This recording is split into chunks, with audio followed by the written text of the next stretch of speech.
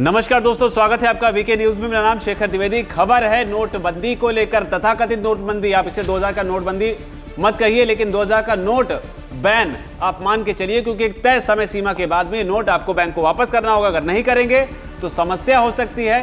अब ये समय अवधि बढ़ेगी नहीं बढ़ेगी ये वक्त के साथ पता चलेगा, लेकिन अब इस मामले को लेकर लगातार जिस बात का इंतजार हो रहा था वो इंतजार खत्म होने लगा है। विपक्ष का बयान आना शुरू हो गया है इस फैसले के बाद में, जिसमें 2000 के नोट पर रोक लगाने का फैसला आरबीआई ने किया है, मोदी सरकार ने किया है। विपक्ष की तरफ से क्या बयान है और किस तरीके से इस फैसले को लेकर किसने क्या कुछ कहा है, बताते हैं आपको। बैंक के इस फैसले के बाद सबसे पहले कांग्रेस ने मोदी सरकार पर तंज कसा है। वरिष्ठ नेता है कांग्रेस के जयराम रमेश, उन्होंने कहा है हमारे स्वयंभू विश्वगुरु पहले करते हैं फिर सोचते हैं। उन्होंने आगे कहा 8 नवंबर 2016 के विनाशकारी तुगलकी फरमान के बाद इतनी धूमधाम से पेश किए गए 2000 रुपए के नोट अब वापस लिए जा रहे हैं। उधर कांग्रेस नेता पवन खेड़ा का भी इस मामले को लेकर बयान आया है, यानी कि कांग्रेस पूरी तरह से हमलावर है। पवन खेड़ा ने कहा है 8 नवंबर 2016 का भूत एक बार फिर देश को परेशान करने के लिए वापस आ गया है। नोटबंदी का बहुत प्रचारित कदम इस देश के लिए एक बड़ी आपदा बना हुआ है। पीएम मोदी ने 2000 के नए नोटों के फायदों पर राष्ट्र को उपदेश दिया। आज जब छपाई बंद है तो उन सभी वादों का क्या हुआ? तो ये सवाल पवन खेड़ा ने पूछा है। इसके आगे उन्होंने कहा कि सरकार को इस तरह के कदम के पीछे अपनी मंशा बतानी चाहिए। सरकार अपने जन विरोधी और गरीब विरोधी एजेंडे को जारी रखे हुए है। उम्मीद है कि मीडिया इस तरह के कठोर कदम पर सरकार से सवाल करेगा और इसे दुनिया में चिप की कमी के लिए जिम्मेदार नहीं ठहराएगा।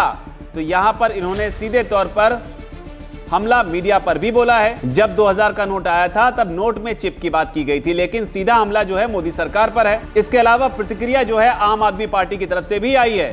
क्योंकि 2024 में चुनाव होने, इसलिए सारी पार्टियां अब एक साथ हमलावर हैं। आम आदमी पार्टी के नेता सौरभ भारद्वाज ने कहा है कि 2016 में नोटबंदी के बाद लोगों की नौकरी गई, जान गई और अर्थव्यवस्था को नुकसान हुआ। सरकार ने जो 2016 में दावा किया था कि काला धन और भ्रष्टाचार खत्म होगा, लेकिन ऐसा नहीं हुआ। मैं इस बार उम्मीद करता हूं कि फैसला विशेषज्ञों की राय पर लिया गया होगा।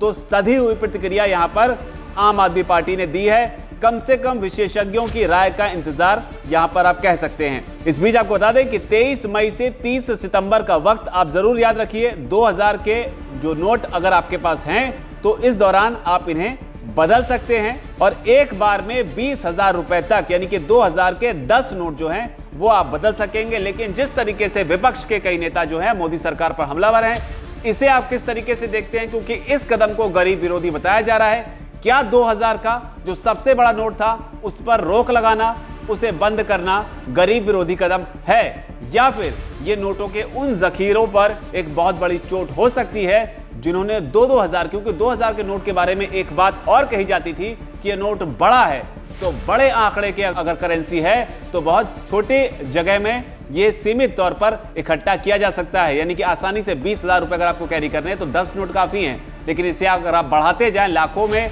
तो फिर आपको कितने नोट लगेंगे, वो छोटे नोटों के मुकाबले कहीं ज्यादा होंगे। तो क्या गरीबों पर ये चोट है या फिर ये काले धन पर चोट है? आप इसे किस तरीके से देखते हैं इस फैसले को? आपकी जो भी राय हो नीचे अगर कमेंट सेक्शन में उसे आप जरूर लिखें। वीके न्यूज, राष्ट्र के नाम।